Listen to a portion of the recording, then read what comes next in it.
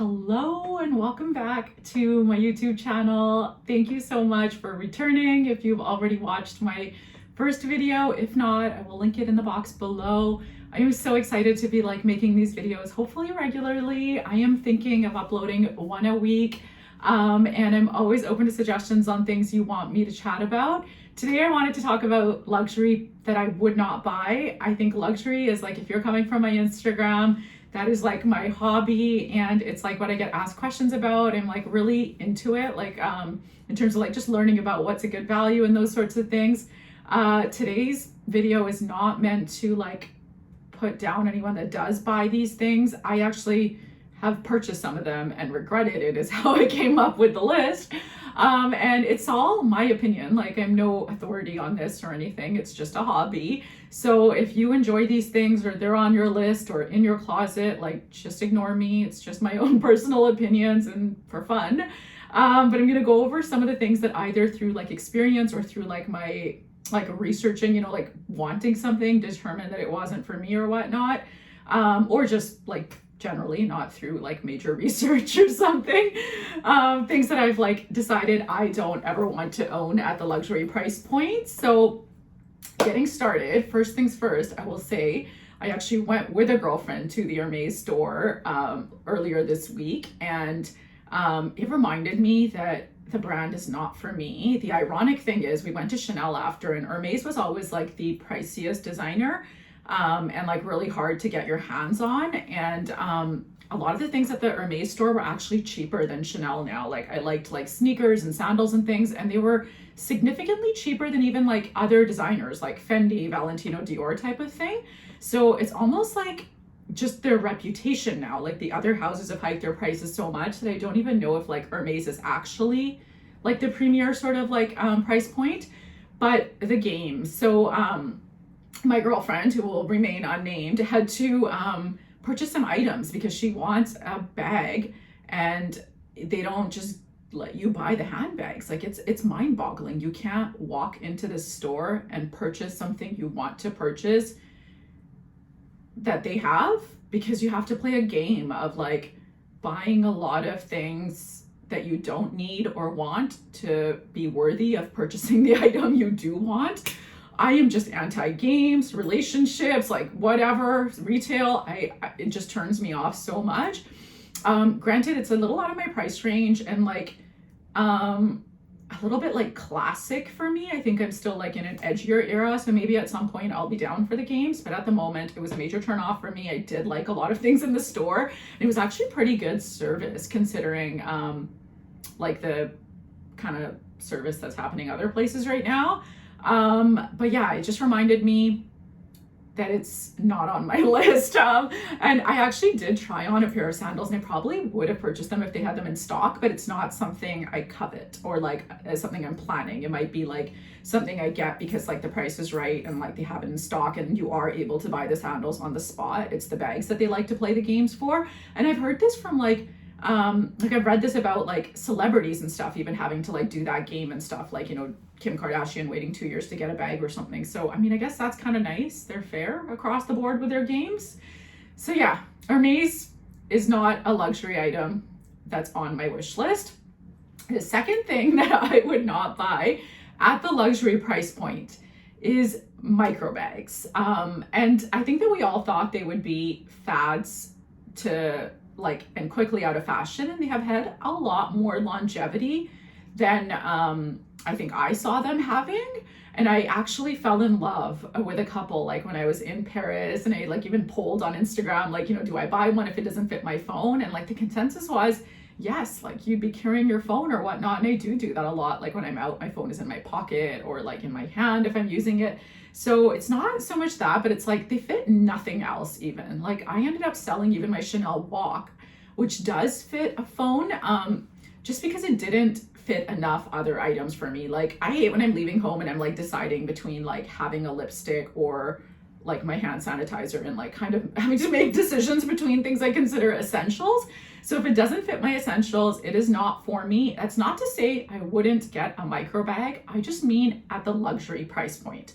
When I'm buying luxury, I try to do it in like a skin, like, you know, like not get a really delicate leather. I try to do it in a color and stuff that I will wear a lot so that I can bring down my cost per wear. That is my like purchasing philosophy on these things. So another item on my list that I would not get at the luxury price point is clothing. And that's more just like my budget. Like I have to do high low. Like if I could afford to do everything at the Chanel price point, maybe I would get their clothing as well. But I choose not to invest into clothing at that price point because I do view them as investments. Like they have to have, you know, like long-term use for me, and I justify it by cost per wear. So if I'm getting like, you know, a hot pink Chanel, I'm gonna wear it less than a black one. And so to me, that brings up the cost per wear. And so it becomes like more of a no to me. If money were like less of an object for someone, like I see girls that have like all the colors, like I get that. I think this is just like my own personal buying philosophy. And then I also like it to have resale value. If you follow me on Instagram, you know, I do sell my bags when I get bored of them. I do not hoard them. And so clothing also has less resale value. One, because it shows wear and tear. Two, it's like more seasonal. So even with your handbags, like seasonal bags have less resale value generally than a classic. You know, this goes for like Louis Vuitton, Chanel, and everything. So, and then you also have less of a market because you have to so a handbag can be carried by any woman in the population versus a clothing item being just that like fraction of women that happen to be that same clothing size. So for me, it just like gets rid of like the ease of being able to sell something if I don't love it. Again, if money were not like a thing or whatnot, affordability or whatnot, maybe I would just pick up all these items, but these are like, this is like where I am right now, and I do not purchase clothing at that price point. Like I wouldn't do a micro bag, I wouldn't do an unreasonable color and whatnot, because it just for me results in higher cost per wear. Okay, so the next item that I would not buy at the designer price point is exotic skins. Actually, I wouldn't buy them anywhere. I am just like skeeved out by it. I hate everything reptile-y. It is so disgusting to me. There's actually a Chanel bag that I think is so gorgeous, like the cocoa handle. I'll insert a picture of things if I'm like talking about something that I don't own and can't show you, but it's usually a lizard skin handle, and that just really grosses me out. So yeah, the eekness of it, like the feel, like the idea of holding like lizard skin would just really freak me out. But two, and this is something that's like really long standing for me, is like, even, you know, when I used to like shop, like when I was younger and would like go to like the Coach outlet or things, like they would have like a you know, like a more premium leather sort of bag that would be in like the price point of purchasing like a Gucci, but it would be at like the Coach outlet. So to me, once I can graduate to like a more luxe like design house where I can get like, because at the end of the day, this is still being produced in like a Coach factory. It's still going to like sell at like Coach prices if you decide to resell it. Like I think that like they have different checks and balances for like quality and stuff, you know, like Louis Vuitton will have a certain level and Coach will have a certain level. So to me, at some point, if the bag ventures into like Louis Vuitton territory, I would rather go like at the price point, I would rather go purchase a Louis Vuitton with that money. Again, do like what you enjoy with your money. This is just like how I think about things. So to me, usually an exotic skin will put it into like a different sort of like price point to get that bag. So like the same thing, if you're purchasing like a Birkin bag from Kelly, if you get the basic leather or the exotic skin, like I've seen some of the exotic skin ones go for like more than houses and cars and things that are like in the hundreds of thousands. So I kind of consider it to be like, you never want to buy the best house on the block because you have less opportunity to like be able to like less upside on it. Like, so I consider it the same thing, buying the most expensive bag in the store. Like it's better to venture into the next level store and get a lower price point bag. But again, just my opinion.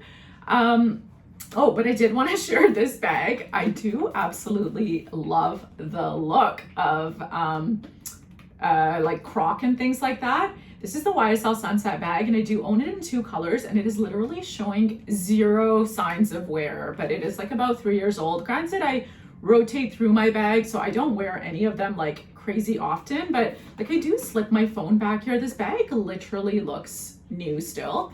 And so that was one of the things I wanted to share, is if you get like, if you want the look, you can purchase it in like a faux croc sort of thing, especially patent, because I have this bag in croc and white and not patent, and it shows wear more.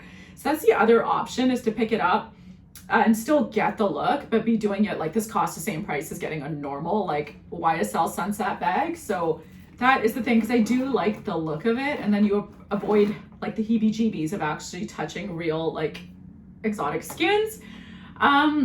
The next thing that I would never purchase at the designer price point, and this might be surprising because they have been asked, like, you know, if that's something that's on my wish list, or even when people do see my luggage, they're like kind of surprised at how boring looking it is.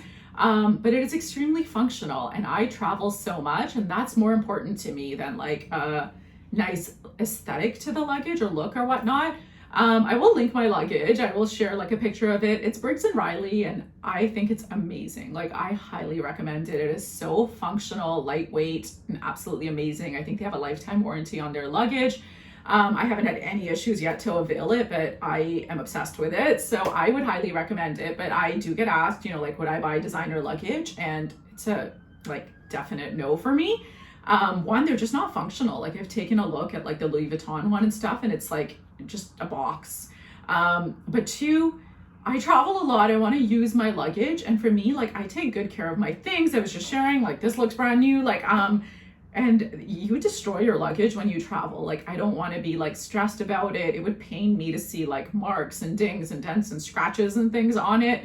And I don't want to like be like that, you know, where I'm like stressing out and like whatever about it. Like, I believe in enjoying my things and using my things, but still taking care of them. So I feel like having something that like your possessions should like add to your life and, you know, enjoyment and things. They shouldn't be like adding stress or whatnot. So yeah, I wouldn't do that. I think it's just like not for me. I love it when I see it on other people. It's gorgeous. Like, if I was just gonna put it on a shelf, sure, I'd get it too. And then another thing, which is like kind of in my head, you know, I like to like make up little stories like this, but I think if I worked in customs and I had to pull someone over to like, you know, do a secondary check on whether they were like, you know, violating their duty limits, I would pick the LV bag over like the super basic one from Winners. I don't know. I don't work customs. I don't know how, if this is how it works, but yeah, I just feel like you're like a target for things with it. I mean, like even just stealing or whatnot. So it's a no for me. The next thing that I wouldn't buy at the luxury price point, and have learned this by buying it at the luxury price point, exhibit A, is costume jewelry. So I say costume because I think that if you are purchasing jewelry that like fine jewelry, that's a different story. It's a different quality and whatnot level. If you've ever had anything go wrong with like a Chanel like costume jewelry piece or something, you know this, it's like a lifetime to get it repaired. A girlfriend of mine just checked in on like a brooch that's being repaired, and it was like over 6 months that it was like in France. You don't even get utility out of your things. I'm lucky I haven't had any issues with a few items I own. Like, I have Chanel earrings, but these items were purchased long time ago. I think if I were to do it again, I wouldn't get them. I think that there are so many like beautiful designer inspired items on the market now. I personally have my own jewelry company. I'm wearing all of my pieces today, other than the Chanel brooch. I think you can get designer inspired looking things at a really great price point. In fact, in my boutique, most of the items are like really high quality. Like, they'll often have like real freshwater pearls or stainless steel, sterling silver, gold plating, things of that sort. So I think that you can actually get better quality. Like, Chanel's not even gold plated on their costume jewelry. But yeah, you're just not getting quality. Like, a lot of their earrings and things are over the 1,000 price point now, and you're getting nothing to back that up. All you're paying for is the brand name. Even I was saying the exception to that is fine jewelry, but with that too, I would be like a little bit cautious, because I think like if you purchase a like, let's say diamond from Tiffany's, if you look up the specs of that diamond, you can get that exact same diamond like at another diamond retailer for less, because you're paying more for having the Tiffany's brand name, which of course, if that means something to you or to whoever you're proposing to or whatnot, sure, do it, right? Like, I think all of these things are like frivolous, first world, like non-need purchases. So it's whatever's important to you. But like, I personally am at a point now that I don't want to pay more for those sorts of things. And for a lot of them, I have paid more, is how I got to this conclusion. Also, Chanel jewelry can have a really great resale value. So like you can recoup a lot of your price point on it. I think part of that has to do with how much they hike their prices on their things. So they hike their prices up so constantly that you can recoup what you paid at the time, not like necessarily what things are selling for today. Like I've done this with classic LV bags. My very first bag was a Speedy, and then I went and sold it after like Louis Vuitton had hiked its price up by like, let's say 30%. Mine was still in like great condition, and I sold it for what I had paid for it. So the person purchasing it got to save that 30%, you know, if that makes sense. So it's not that you'll necessarily recoup current selling prices. That's a whole other tangent. I do want to make a video on like good luxury investments like that. So if you'd be interested, let me know. I'd be happy to cover that in the future. And then the other like sort of like jewelry item from there is the Cartier love bracelets. I know that they've like had a moment. I have heard that Cartier no longer authenticates their bracelets, which is what actually led to really great resale value for them. But there are such good dupes on the market now that they are no longer like authenticating theirs.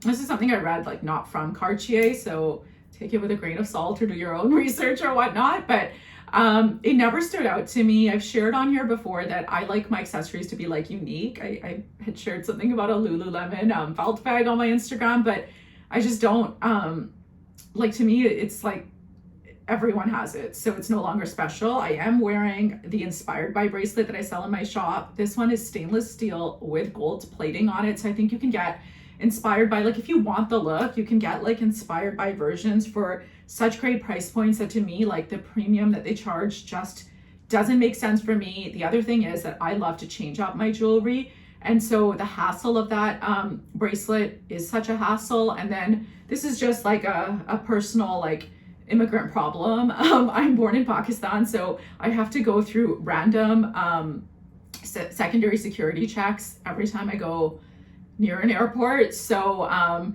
for me, that just adds to like the tension and like the stress and whatnot to like have that bracelet like be like screwed onto my body and have the hassle of removing it. That's sad that we live in a world that like racially discriminates or whatnot in that way, but it is a reality. So I do like factor in my lifestyle to all my purchases, and frequent travel is a part of my lifestyle. So for the same reason I wouldn't get designer luggage, because I actually like do travel a lot, you know, I mean, so I would not personally get a Cartier love bracelet, but I think that's all for my list. And again, these are just my opinions. Also, never say never. I have purchased things that I said I would never purchase before, or like kind of like how with a song, it takes a little while for it to grow on you. So you like didn't like it the first time and then it becomes your favorite and you play it on repeat. I've had that happen with things like the Louis Vuitton multi-pochette bag was one that I thought was hideous. Like when it first came out and they would have the canvas straps and like the monogram multi-pochette. But I ended up purchasing it in the like black and beige leather, and it's one of my favorite handbags. I purchased it with like the matching strap and things, but still the look of like two bags hanging on each other, I thought it was insanity. Like when I first saw it, I was just like why, you know? And I love it now. So never say never. I could come around on some of these things, and you know, I own that I am someone who, you know, like I will change my mind on fashion. Same thing with like things that I think I love and will never sell. I realize now, like when I'm buying a bag, I did share my Chanel unboxing on here, and I'm in the store purchasing it, already contemplating its resale value should I get sick of it. So I do realize that's an element of my personality now, and I'm okay with that. Anyways, I think my big like sort of overarching takeaway on this is for something to be like good quality, mesh with your lifestyle, and then have like good cost per wear. Like that's my sort of take on it. And with the good quality, I will say I have one exception to that. I purchased a pair of Christian Dior sunglasses a few years ago when they came out with those like square shaped, I don't know what they're called, I'll insert a picture of them or me wearing them or something, and the lens popped out on the first day that I was wearing it. These were like, I want to say $700. I was so disappointed in the quality, and I'd actually purchased an Amazon dupe for them as well for maybe $16 that I to this day have not had a problem with. So I guess we're higher quality. So like the costume jewelry, you are not paying for quality. A lot of times with these items, you are just paying for the brand. But they are like so beautiful and so luxe. And I think like that's one of those things that if you want to do high low and like the look expensive sort of thing, or really like elevate your outfit, designer sunnies or like, you know, like a strategic accessory can really do that for you. I love like dressing in really affordable like clothes and doing that high low thing where I add a couple of like luxe accessories. So sunnies are my one exception to the rule of not buying designer fashion accessories. So I would love to hear what your like never nevers are, or what you thought of my list. I love hearing like other people's opinions. So leave me a comment. Please like if you enjoyed this video, and subscribe if you haven't already. I am so excited to continue to make like consistent content on here. Thank you for watching.